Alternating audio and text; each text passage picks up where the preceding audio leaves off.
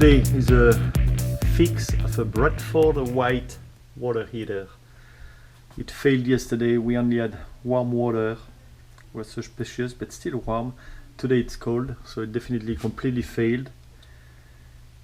Noticed a leak on top. You see that little excess, so I put a little bucket. It's been dripping in it just overnight until I can start and work on it. So what I'm going to do, the first thing you want to do is shut off the, I can hold that away.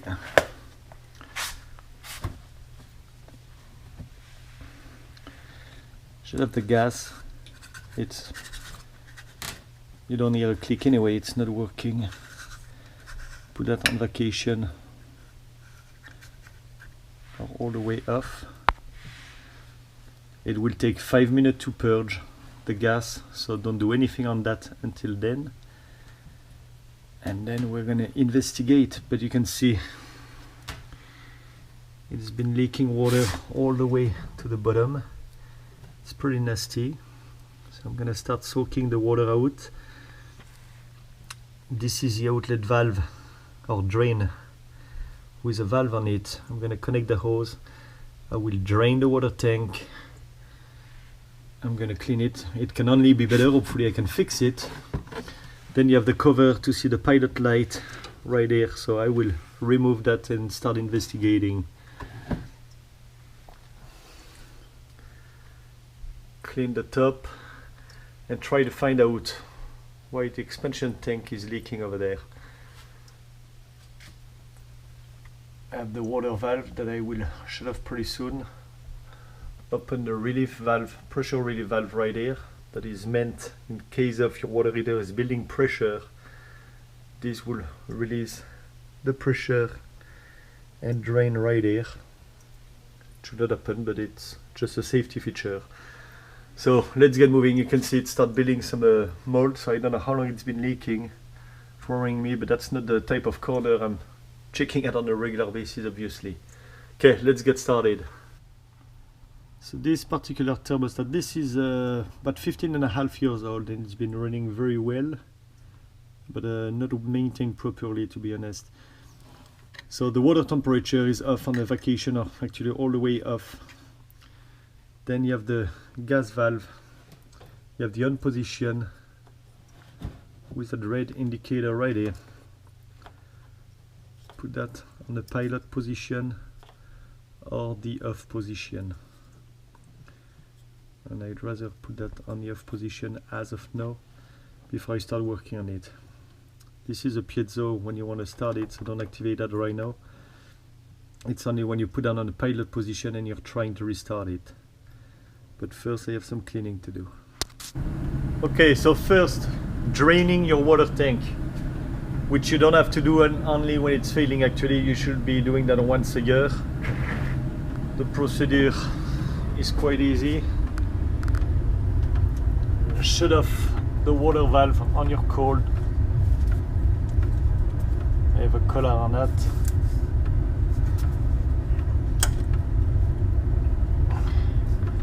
There we go. Just that valve. Put that on the off position. Should be perpendicular to your line.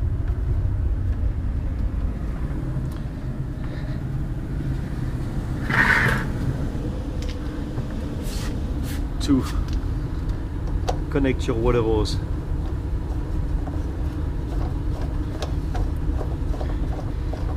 If you're draining your water heater and your water heater was not in a failing mode and is working, your water will be hot. Make sure you drain that on your driveway outside and make sure nobody is around for safety, because the water can be quite hot. In my situation, water heater is not functioning anymore, the water is cold. There's no worry on that side. 3, you open that valve 90 degrees. I'm going to place the water outside correctly first. Once your water hose is placed properly on your driveway, just use a screwdriver and I can feel the flow already of the water going out. And I will also open the pressure relief valve.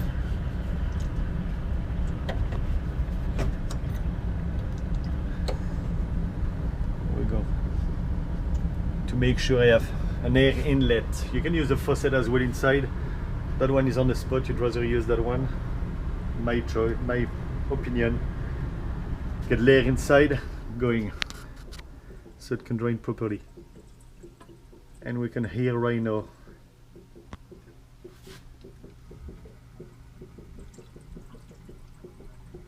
You can hear that it's draining. Open your faucet on a hot water position and you see you don't have pressure anymore, you don't have water. It was shut off.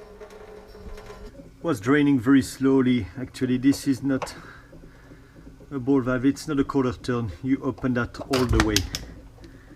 It's a so it'll do about two complete turns, but go all the way without forcing, and then you have a better drainage, faster as well. So while it's draining, I'm inspecting the expansion tank, assuming it is an expansion tank. Not sure if you will see that on the side, the build-up. So there was coming all the way from the top, like a seal that failed or whatever. And actually, it is not. It is just starting right here. So right in the middle of the tank, I would say about a quarter up. Looks like it started leaking. So I've had the leakage, build-up of some kind of minerals or whatever it is, and just leaked along the pipe, dripping here and creating a pretty nice mess right here. So, and first I'm gonna soak all the water, clean a little bit the wall to remove the, see it's all buckled up so that it can start drying, and then we'll look at the expansion tank as well, and more than certainly need to be replaced.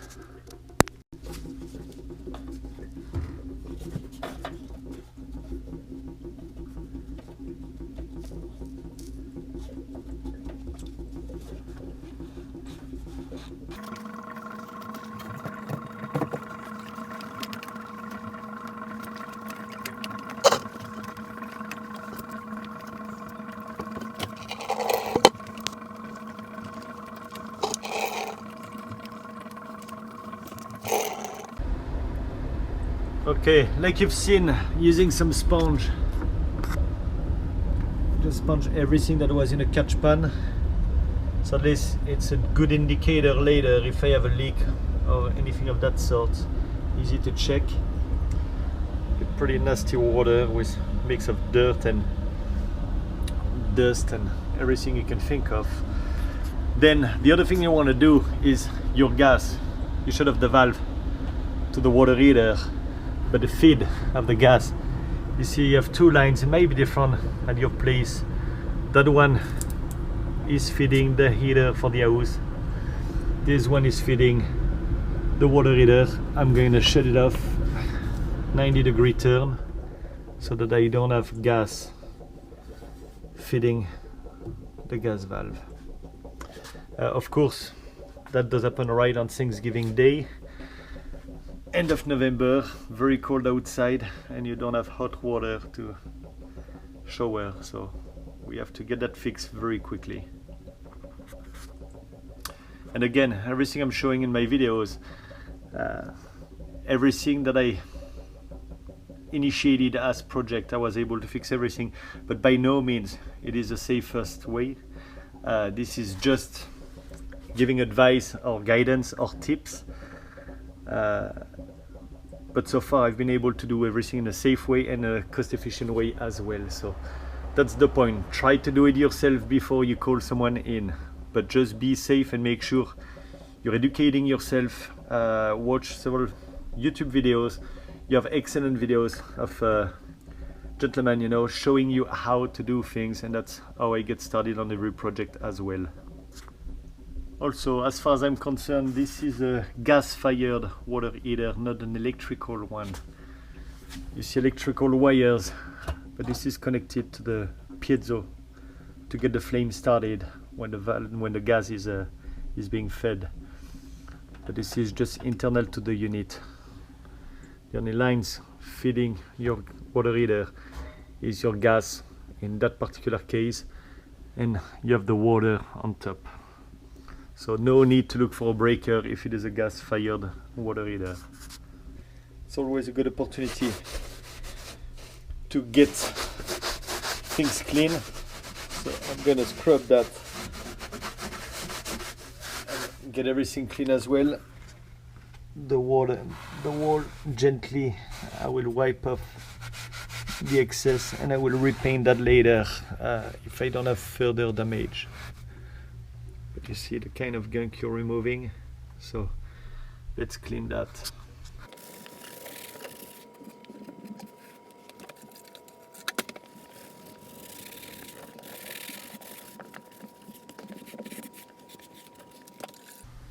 Okay, based on the model, while I'm cleaning the top, based on the model, some are saying it takes 10 to 15 minutes to drain, some are like mentioned about 30 to 40 minutes. It's been 30 minutes, it is still draining, but not as intensively. It looks like it's reaching the bottom. What I'm going to do is I'm going to reopen back and forth a little bit the water valve as such.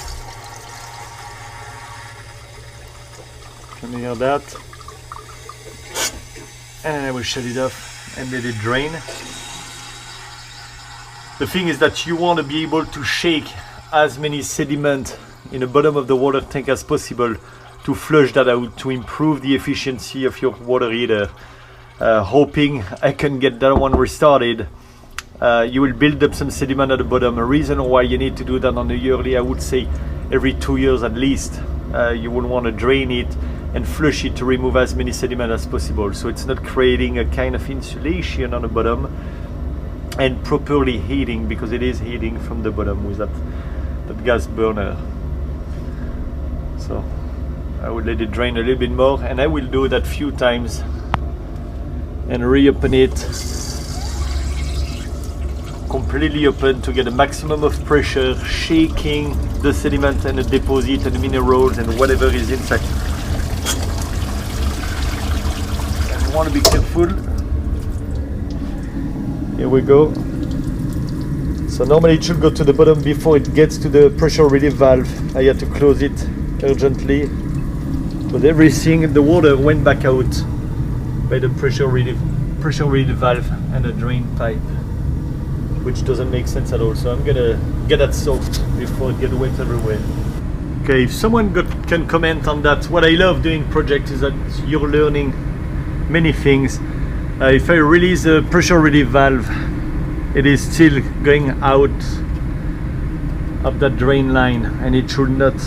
It is still open on the bottom. Looks like I emptied everything or most of everything, and I barely reopened the water valve to shake the sediment, and it was going out of that one, which is on top of it. So I should be able to refill quite a bit of water before it get out through that drain line. So if someone has any comment on that, I would appreciate that, so I can learn more things and some other people can enjoy that as well. Okay, now that it's drained completely and cleaned, close the valve. You see that you can easily turn that by hand. I will make sure it's tight. There we go, with a screwdriver. Remove your water line.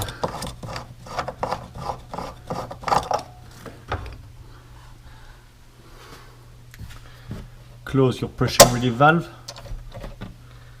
and then you can just reopen your water valve. I'm not going to do that now. Next step is to remove the expansion tank and discover the leak that we have on the side, but basically it failed. So I'm going to take some wrench, remove that. And you can see the cleaning was well worth it. It's a lot cleaner. I would not say it's looking like new, but it's looking pretty good. The wall is starting to dry. So I don't think it's been leaking for an extensive amount of time, but still I would say a few weeks for sure. I'm not sure why it failed at that point, though, and not earlier. So anyway, let's remove the water tank, the expansion tank.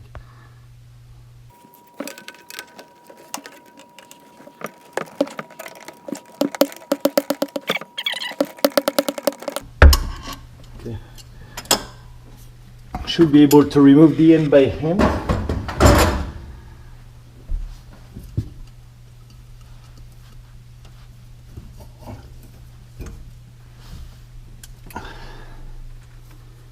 Here we go. And you can see the issue right here, where it corroded and went through. No clue why it will do that and how it's doing that. You have nothing on the wall, nothing was against it that would have created some corrosion at the time.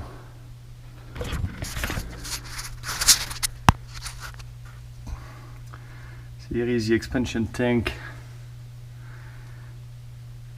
So it was not in contact with the wall. See, the wall is nice and clean here. Here it was not even painted properly. You see they painted around that. It's an amazing job. But anyway, nothing was in contact, though it corroded and went through.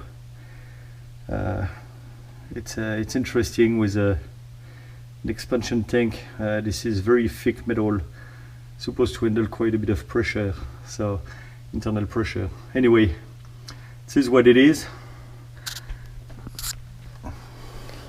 Going to find a replacement at one of your home and project store, which you know the main names. I found that online for $30 a piece for a 2-gallon. And this is a small one. This is a 1.5 for 2-gallon. I need to check if there are specs on that.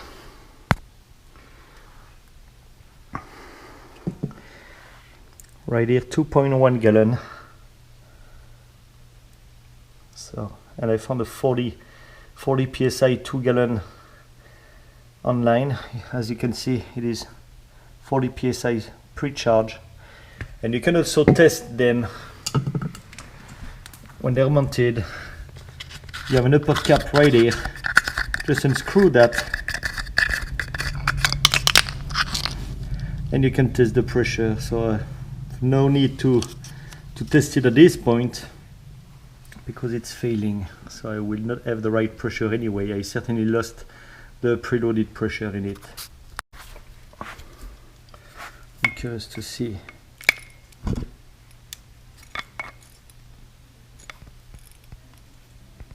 Yeah, there is absolutely no pressure, which is not good at all.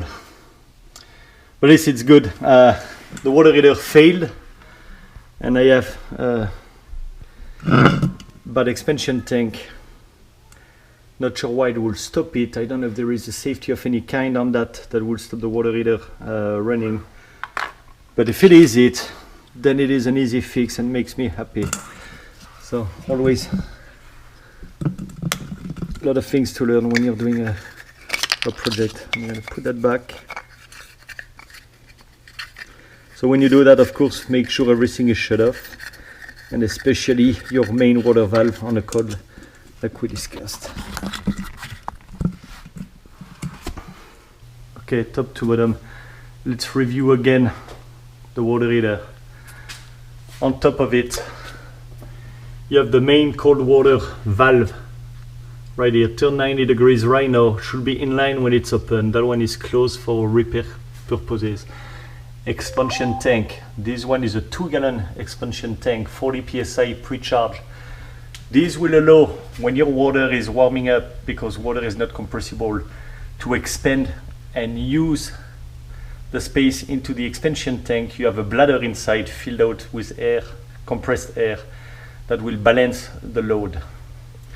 As you go down, you see a second line on the left. That one, this is a return. This is the hot water going back inside your house and feeding all your appliances that you have, such as a dishwasher, your sinks and such. As you're moving down, you have the pressure relief valve. Your tank is building pressure. If it's exceeding a certain amount of pressure, then it will drain through that drain line. Generally placed over a drain. This house is not any of the fanciest, so those drains are directly placed over your concrete floor in your garage. As we move down, the center one, we have not talked about that. This is your draft diverter that is going directly into your chimney. And the anode for the hot line is right here, the base. It may be worth to look at it and change it. I think they're stating maybe every 5 years. It's never done it. That will be the next step if I cannot restart that water heater properly. On the side, you have the gas supply. The top one is for the heater of the house. The second one is for the water heater. That one is still 90 degrees because it's been shut off. And you can easily follow the line here, going directly to that union and then to the gas control valve. Sorry for the shadow. Where you have the electric piezo on it. The drain valve with your thread for the faucet, so you can attach your water hose, your garden water hose, and drain it and open the valve just to drain your tank. You have the drain pan or catch pan, however you want to call it, with an extra drain if it's overflowing as well. So you can see the line, you can see it's been filled up with water for a little bit, and obviously hard water. Okay, on the gas control valve, you have what they call the pilot set button right here. And that one can be pressed down only if your gas control knob next to it is on a pilot position. And you'll see from the top, you have some notch. If I rotate counterclockwise the gas control knob, it will line up right here. It will line up, and that's the only position where you can press that one down. Here we go. And for that you have to line up the groove of the pilot with that little red mark right there. So I'll keep that on the off position. On the off position you can't, and it's blocked. Then on the right side you have what they call the piezo igniter button. This is what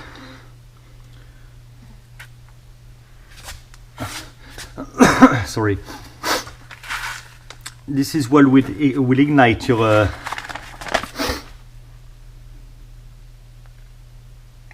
this is what will ignite your pilot burner, you know, doing the contact with the electrode and the thermocouple inside. So if you're removing the door panel, that's where you will have access to your what they call the jacket outer door. That's where you will access your burner inside. And just before, this one is a thermostat dial. It's completely off. You see you have vacation position, you have warm, and you can all go all the way to hot. That warm setup is approximately 120 degrees Fahrenheit. Hot is about 160, and it's way too hot. Generally it's advised to be 120 to 130 degrees. And 120 is plenty enough. You see that we had an older mark. Generally this is what we call our summer position. You know, you don't need it as hot. It's not dissipating as much heat either. So this will be our summer position, which is plenty enough. Winter will be on that warm line or a little bit above, and you can already burn yourself. It's plenty for your skin. So anyway, let's put that back on the off position. And if you pull right here, actually you lift, you have two little nuts. You can remove that door.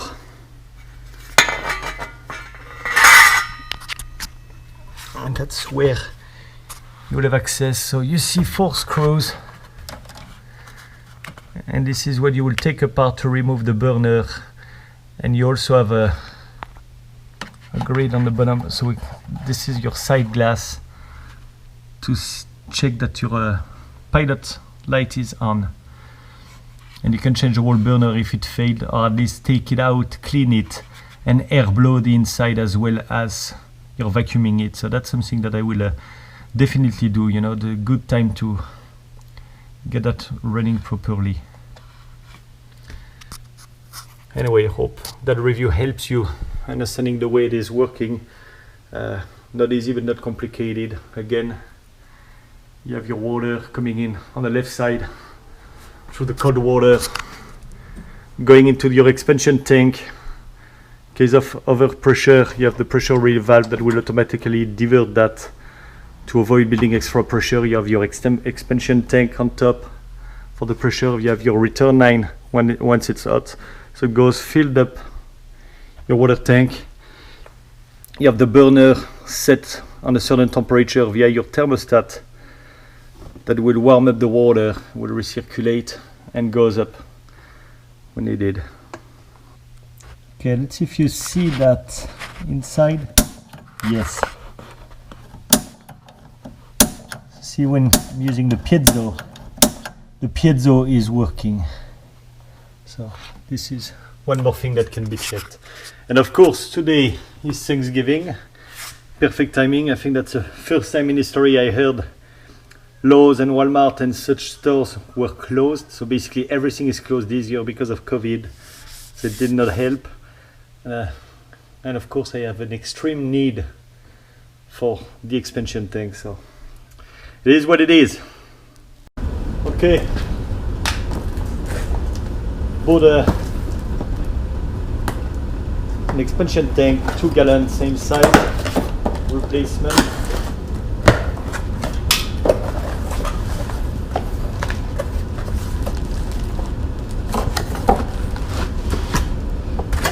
We're going to put that on. We can test the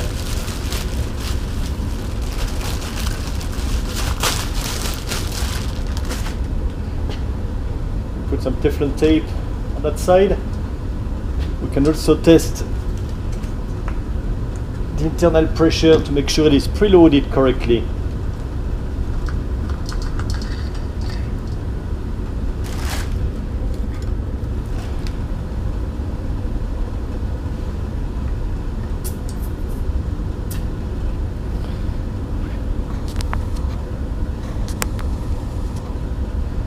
As you see, I got 43.8 psi. It's supposed to be around 40 psi, so this is what I'm looking for. Let's put back the cap.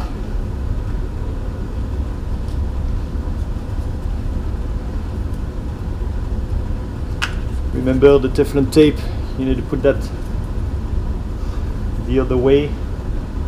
Always need to think twice before I do that. Going to go that way, turn that away.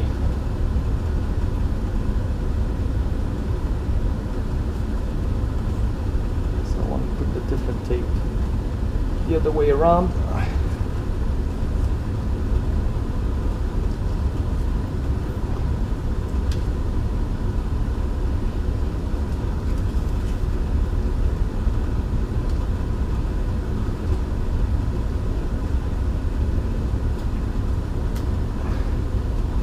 Here we go.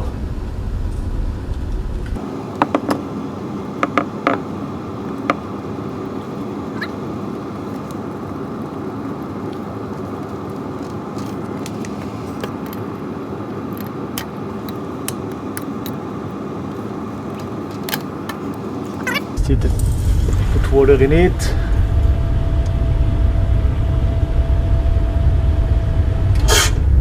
Stop it. And now I'm going to redrain it. I'm going to put some more water in it.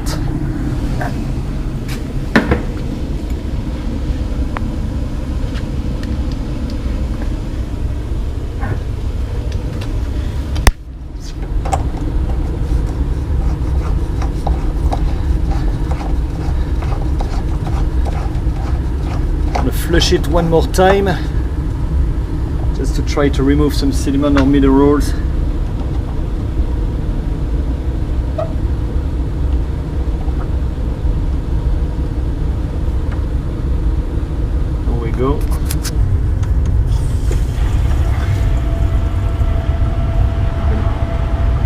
quite a bit of water and test it, try to shake the bottom.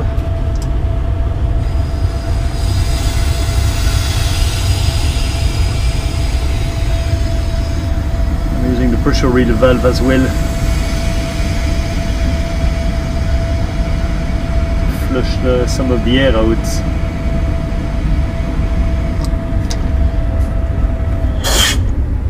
And close it and let it drain.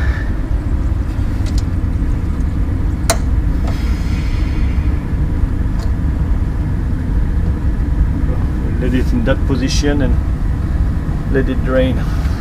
Put some more.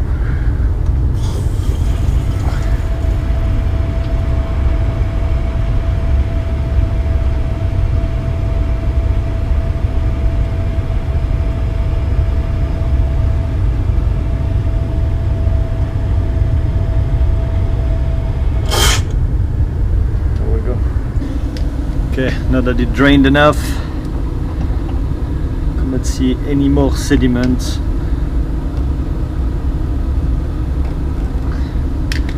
Close it, removing the drain hose.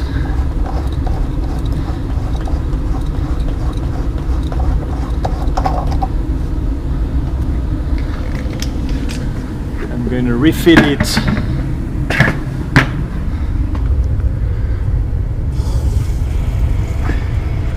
With the pressure valve opened to let the air out, and I will listen to the noise as it's filling up to stop it at the right time.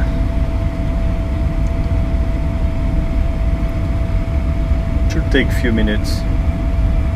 Okay, now let's try to restart the water heater. So you need to make sure it's already off, but your gas valve is off. Your thermostat is to the lowest position, counterclockwise, and wait 5 minutes to drain any gas out of the line. So this has been done a couple of days ago, so it is already good to go. So now you want to remove that panel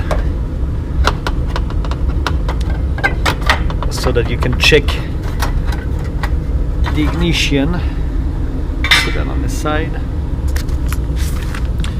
and through that side glass right here you should be able to locate the piezo. So once that is in place,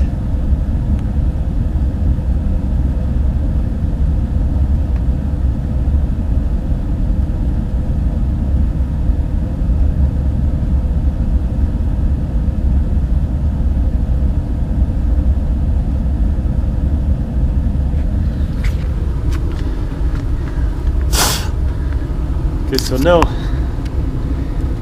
you turn that knob to the pilot position, which will allow you to depress on the red pilot set button. So I need to put the camera somewhere else. Here we go. Because basically you need to depress it, check at the same time inside. I may move the phone away.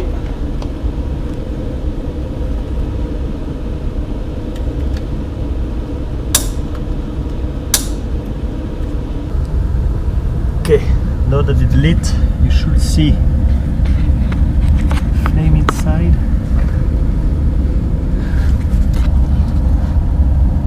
There we go, I think you see that. This is very good sign. Turn off, and now you want to put it to the on position right there. You check, and I still got the flame. Now I'm going to turn the thermostat dial. Should put it to one position. I'm gonna. Here we go, and that's a very good sign of hot water. So next thing you want to do, adjust to the right temperature. Let it warm a little bit. I don't want to warm it too long at the beginning because it's all cold water, so you don't overrun the system. and I will adjust that a little bit later. And I'm going to check for leaks at the pressure relief valve, and it's all dry. I don't see anything by the expansion tank. I will check again in like 15 minutes and 30 minutes just to make sure I don't have any leakage. As you're building heat inside, it's going to expand. That's where you're going to start utilizing more your expansion tank, and you could notice some leak whatsoever. So I will check again on that, and hopefully don't have any leak, and I'm good to go. Hopefully it helps you. See ya. Just checking, and you see it's a little wet here, so I have a tiny leak. This is something you want to fix right away. So I put a bucket, but it's not even dripping, it's very minor. So first thing you want to do, shut off the gas again, go on the off position. I put the thermostat back, thermostat dial all the way to the off position. It's going to flush for 5 minutes. I'm going to drain a couple of gallons up to the pressure relief valve and shut off the water. So I can do that right away. And you see that little drip of water right here. And the reason is the other one was in so bad shape, had some rust around the fitting. I'm guessing I got a little bit of rust inside, so I'm gonna take it apart, clean that, put it back in place. But I was able to fire it up, so it should work by itself now, so that's good.